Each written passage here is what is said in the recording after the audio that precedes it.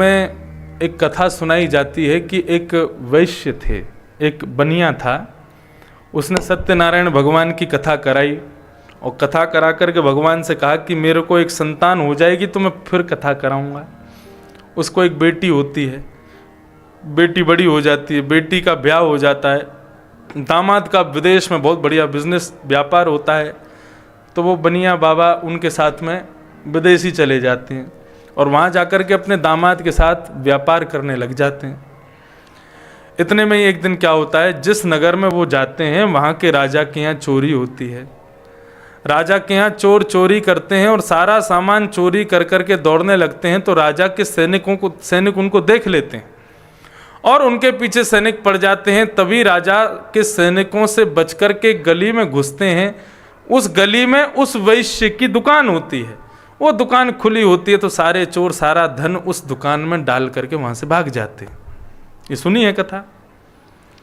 फिर क्या होता है, वो सैनिक जाते हैं और जाकर के उस बेचारे वैश्य को बंदी बना लेते हैं और बंदी बना करके कारागृह में डाल देते हैं और 20-21 वर्ष की सजा उसको सुना देते हैं। इस दुख को क्या कहा जाता है? इसको कहा जाता है काल का दुख।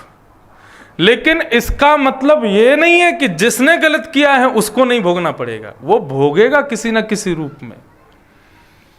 कई बार हम कुछ गलत नहीं करते हैं, हमारा स्वभाव भी बिल्कुल मधुर था, संगति भी बढ़िया थी, सब कुछ बढ़िया था, लेकिन फिर भी जीवन में दुख आ जाता है। क्यों? काल, समय के प्रभाव से। वो हमें लगता है कि करा किसी ने और भोग हम रहे हैं, लेकिन वास्तव में वो आपके किसी पूर्व जन्म का कष्ट आपको भोगना पड़ रहा है। भीष्म पितामह भगवान से कहते हैं, प्रभु मुझे अपने 127 वर्षों का स्मरण है कि मैंने कोई पाप नहीं किया।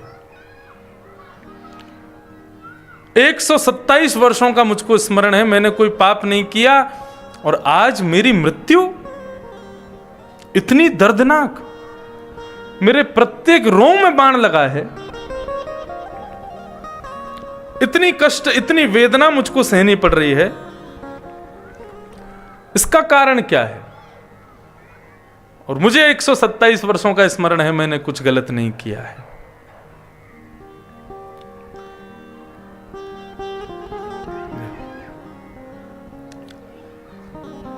भगवान कहते हैं, तुमको कैसे पता जीवन में 127 वर्ष ही होते हैं? तुमने 127 वर्ष बार ही जन्म लिया है, 128वां भी तो हो सकता है। भीष्म पितामह बोले, मुझे दिखाओ। तो भगवान ने 128वें जन्म का दृश्य दिखाया भीष्म पितामह को। और 128वें जन्म मतलब 128वें जन्म पूर्व भीष्म पितामह ने क्या देखा कि वो एक राजकुमार के बेटे थे और वे जंगल में गए और जंगल में उन्होंने एक बिच्छू को किसी छोटे कीड़े को देखा। उस कीड़े को देख करके उन्होंने उसको पकड़ लिया और नुकीले कुछ लकड़ी के एक नुकीली वस्तु से उसको छेदने लगे। बोले उल्टा करके वो छेद रहे थे, तब उसको एक एक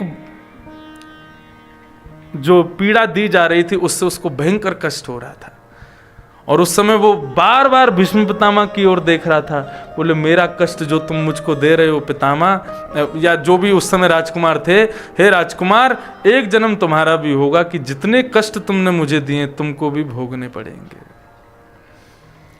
भगवान ने प्रस्तुत कर दिया, 128वें जन्म का किया हुआ कर्म तुमको आज भोगना पड़ रहा है।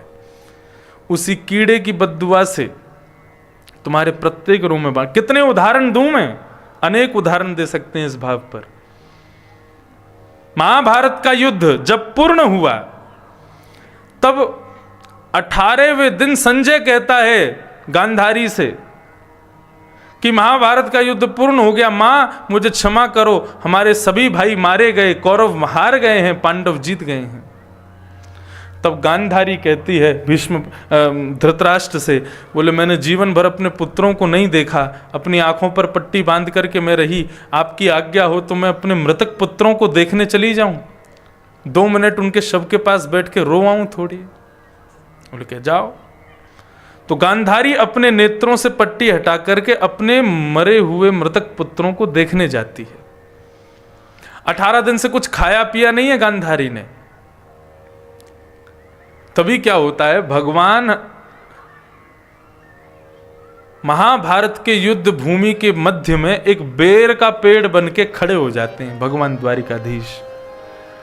18 दिन से भूखी प्यासी गांधारी, अब किसी को भयंकर भूख लगी हो, इतने में ही उसको भोजन की सुगंधी आ जाए और या भोजन दिख जाए तो भूख और व्याकुलता प्रकट कर देती है। गांधारी संजय से कहती है, संजय मैं अपने पुत्रों से बाद में मिलूंगी, ये सामने बेर का वृक्ष मुझे दिख रहा है, मैं सोच रही हूं पहले अपनी भूख मिटा लूं। संजय कहता है ठीक है। बोले चढ़ने के लिए कोई साधन लाओ, ऊपर कैसे चढ़ा जाए। संजय व्यवस्था करने के लिए जाता है, लेकिन बार बार उन बड़े बड़े बेरों को देख करके उसकी भूख और तीव्र होती जा रही है। तभी गांधारी क्या करती है, अब सुध बुध खो बैठती है, तो वहां पड़े हुए शवों को खींच खींच करके लाती है, एक के ऊपर एक शव को डालती है और इस प्रकार 100 शव की मालाएं खड़ी करती है और सबसे ऊपर शव की छाती पर खड़े होकर के जैसे ही बेर को तोड़ती है, वृक्ष अंतर्ध्यान हो जाता है, भगवान प्रकट हो जाते हैं। काकी जी, गांधारी कहती है आप द्वारिकाधीश कृष्ण? बोले हाँ। आप क्या कर रही हो यहां महाभारत के युद्ध क्षेत्र में? तो गांधारी कहती है मैं अपने मृतक पुत्रों से मिलने आई हूं। मिली नहीं अभी तक? बोले नहीं। अरे काकी जी, आपको दूर जाने की जरूरत नहीं है, नीचे नजर करके देखो, आप जिन शव की छाती पर खड़ी हो ना, ये 100 के 100 आपके ही पुत्र हैं, आप उनकी छाती पे खड़ी हो। इस विषय पे क्या बताया विद्वानों ने? बोले गांधारी पूर्व जन्म में एक राजकुमारी थी, इतनी सुंदरी थी कि उसको नजर के कारण रोज सिर में दर्द रहता था, इतनी पीड़ा उसके सर में हम सदैव वेदना बनी रहती थी। अनेक वैद्यों ने अनेक उपचार बताए, लेकिन उससे उसको कोई फर्क नहीं पड़ा। तब एक वैद्य ने एक विलक्षण उपचार बताया। क्या? बोले कि पृथ्वी के भीतर रहने वाले जो केंचुए होते हैं, उनका लेपन यदि माथे पर किया जाए तो इसकी वेदना दूर हो जाएगी। तब गांधारी जो राजकुमारी थी पूर्व जन्म में, उसके मस्तिष्क की वेदना को दूर करने के लिए जब उन कीड़ों को मारा गया, तब वे वेदना से भरे हुए कीड़े श्राप दे रहे थे गांधारी को कि एक दिन ऐसा आएगा जिस प्रकार तू हमको मार करके अपनी वेदना को दूर कर रही है, ऐसे ही हम सब ही तेरे पुत्र बन करके आएंगे और हमारी छाती पर जब तू खड़ी होगी, मृतक हमको देखेगी, तब तुझे भी हमारी वेदना का अनुभव होगा। आज गांधारी जैसी देखती है मैं अपने पुत्रों की छाती पर खड़ी हूं, तब भगवान से कहती है वासुदेव जरा कष्टम निर्धन जीवनम पुत्र शोक महाकष्टम कष्टात् कष्ट करिच्छुधा। हे कन्हैया, इस संसार में सबसे बड़ा कष्ट है बुढ़ापा, लेकिन बुढ़ापे से भी बड़ा कष्ट क्या है? कष्टम निर्धन जीवनम, बुढ़ापे में भी निर्धनता, धनहीन हो जाना। लेकिन उससे भी बड़ा कष्ट क्या है? बुढ़ापे में निर्धन भी हो गए और पुत्र शोक, पुत्र सामने मारे जाएं, पुत्र शोक महाकष्टम। युवान पुत्र बूढ़े माता पिता के सामने मर जाए, उससे बड़ा कष्ट कोई नहीं होता। लेकिन आज मैं कहती हूं कष्टात् कष्ट करिच्छुधा, भूख लगना और भोजन का ना मिलना, यह संसार के सभी पीड़ाओं से भी बड़ी पीड़ा है। तो बंधुओं, जो ये कह रहे हैं कि कर्म कोई और करे लेकिन अपराध कोई और करे, भोगना किसी और को पड़े, नहीं। वो किसी ना किसी रूप में आपके पूर्व जन्म के कृत्य ही लौट करके आए हैं। जिस व्यक्ति ने गलत किया और उसका अपराध आप भोग रहे हो, वास्तव में पूर्व जन्म में आपने भी ऐसा ही किया होगा। उसको काल की परिस्थिति समझ करके स्वीकार करना चाहिए, किसी और को दोष मत दो। अब इस प्रकार से कहने लगोगे तो भगवान के पुत्र शाम्ब ने गलत किया, लेकिन श्राप पूरे यदुकुल को लगा था। जरूर हमारी प्रत्येक क्रिया पूर्व जन्म से जुड़ी हुई है। हमारे प्रत्येक कर्म का फल पूर्व जन्म से जुड़ा हुआ है, हमारे पूर्व कृत्यों से जुड़ा हुआ है। इसलिए कर्म खराब नहीं किया फिर भी दुख आ रहा है, किसी और के कृत्य से आप दुखी हो रहे हो, तो फिर विश्वास कीजिए आपने भी कभी ना कभी किया होगा, इसीलिए कर्म लौट के आया है। तो अब ये गंभीर प्रसंग आ गया और यहाँ पे उत्सव चल रहा है, लाल जी का, ठाकुर जी का जन्मोत्सव चल रहा है, उसी में चलें। तो भगवान ने पूतना को मुक्त किया। अब धीरे धीरे भगवान बड़े हुए, 3 महीने के हो गए। जैसे ही लाल जी 3 महीने के हुए तो 3 महीने के होकर के ठाकुर जी ने आज करवट ली है। पहली बार करवट ली, पूरे ब्रजमंडल में आनंद हो गया। आज नंद के लाला ने करवट ली है, आज यशोदा के लाला ने करवट ली है। नंद रानी यशोदा ने सबको झड़ा नौत्या किया, बोले आज अपने घर में कोई चूल्हा मत जलाइयो, आज सब लोग यहीं प्रसाद पाइयो। अब तो सब ब्रजवासी नंद भवन में पहुंच गए। कोई लाला के गाल खींच रहा है, कोई लाला के हाथ खींच रहा है, कोई लाला के पामन को खींच रहा है। सवन से परेशान है कि लाला जोर जोर से रोने लगे। मैया बोली लाला को बहुत परेशान कर रहे हैं सब। सो मैया के नंद भवन के पीछे बैलगाड़ी खड़ी। सो मैया वहां गई, अपने पल्लू से ऐसे दो छोड़ बांध दिए और बीच में झूला जैसा बना के बैलगाड़ी के नीचे, और अपने नन्हे से लाला को वहां में सुला दी। और झुलाते झुलाते जैसे ही लाला सो गए, सब भीड़ के पास यशोदा मैया भी चली गई। भगवान को आया गुस्सा, मैया तीनों लोकों का स्वामी तेरा पुत्र बनकर के आया और तू मुंह को अकेलो छोड़ के वहां चली गई है। भगवान को अकेला घर में छोड़ के जब हम लोग शादी ब्याह में चले जाते हैं तब भगवान बहुत गुस्सा होते हैं। हमने सबसे कहा है भगवान को कभी एकांत में मत छोड़ो। आपके पास क्यों आए हैं, आपके संग रहने आए हैं, उनको एकांत।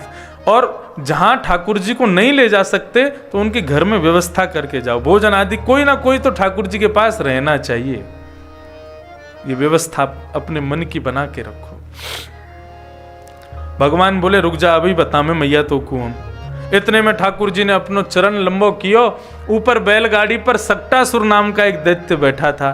ठाकुर जी ने पैर लंबा करके जैसे ही तक्के मारो है, अब उस पर बहुत सारे दही दूध घी आदि गौरस रखे हुए थे, उन सब के बीच में सक्टासुर बैठा था। भगवान के पाद प्रहार पड़ते ही बैलगाड़ी पलट गई, सक्टासुर उसके नीचे आ गया और उसका वध हो गया।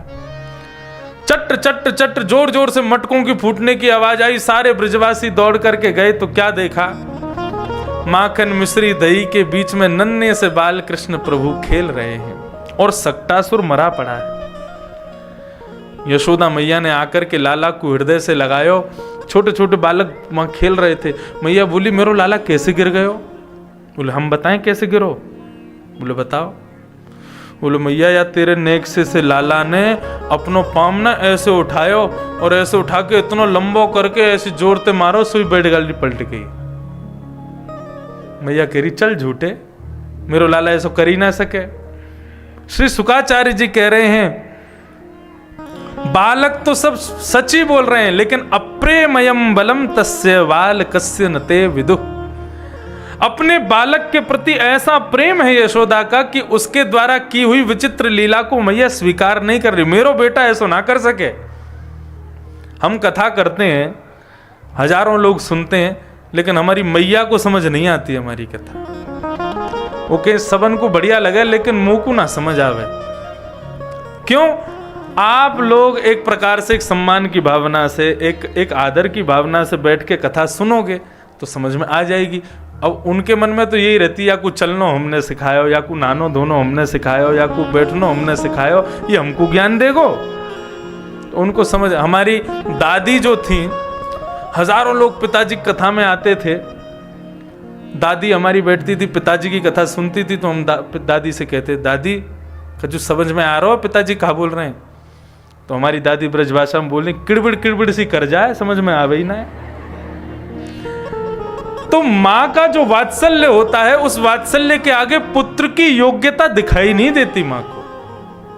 पुत्र कितना भी योग्य हो जाए, मां के लिए वो सदा छोटा ही रहेगा। भगवान का ये स्वीकारीकरण मैया को नहीं लगा।